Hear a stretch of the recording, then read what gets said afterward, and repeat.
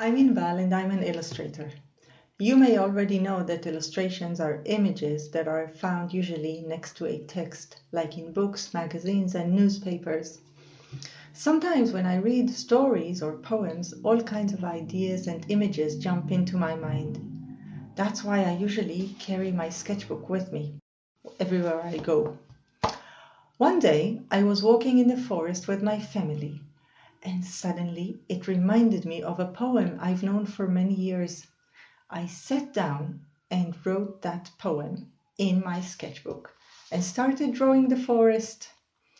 Later on, whenever I had an idea or an image that popped into my mind, I put it down in my sketchbook. Let's read the poem first, and then I'd like to share my sketchbook with you. It's called Growing Up by Harry Ben. When I was 7, we went for a picnic up to a magic forestry place. I knew there were tigers behind every boulder, though I didn't meet one face to face. When I was older, we went for a picnic up to the very same place as before, and all of the trees and the rocks were so little they couldn't hide tigers or me anymore. So this is the poem, and this is the first drawing in the sketchbook. Can you spot the little boy and the huge trees in the forest? I started thinking, what if there were tigers in that forest? Can they hide behind trees? Here is a tiger, and here's a tiger. Take notice of this tiger with the eye. We'll see it later. I started thinking of colors. I also thought, how can tigers actually hide behind rocks? They'll have to be very small or fold their body in different ways. I also thought about colors that hide behind other colors. So here I've got light brown covering darker browns, or this creamy color covering this mustardy color. And I tried to think of colors. Can they hide behind each other? Can you see the connection between this image and this image and this image? I started looking for the tiger.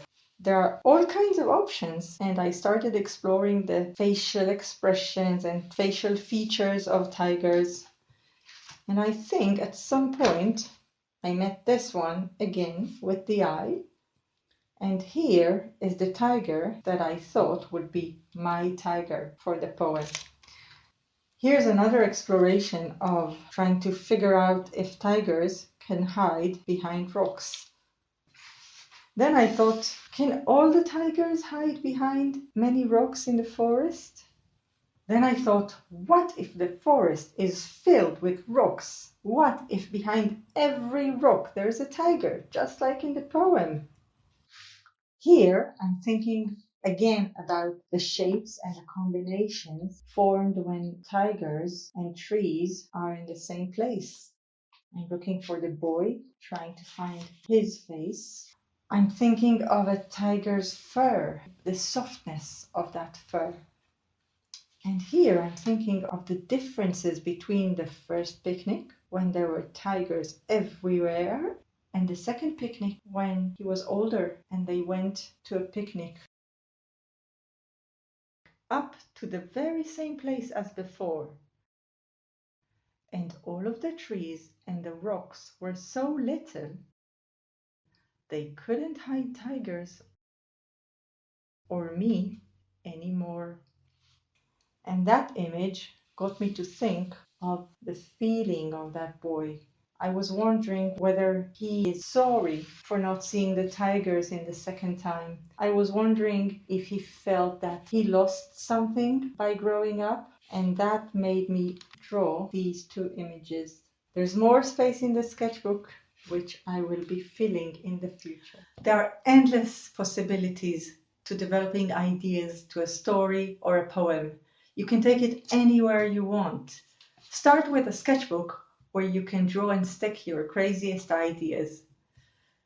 You don't have to fill the sketchbook in 1 or 2 days. It can be on your desk or shelf, And whenever you have an idea, a thought, or something you'd like to explore, just open the sketchbook and have a go. Good luck! Bye!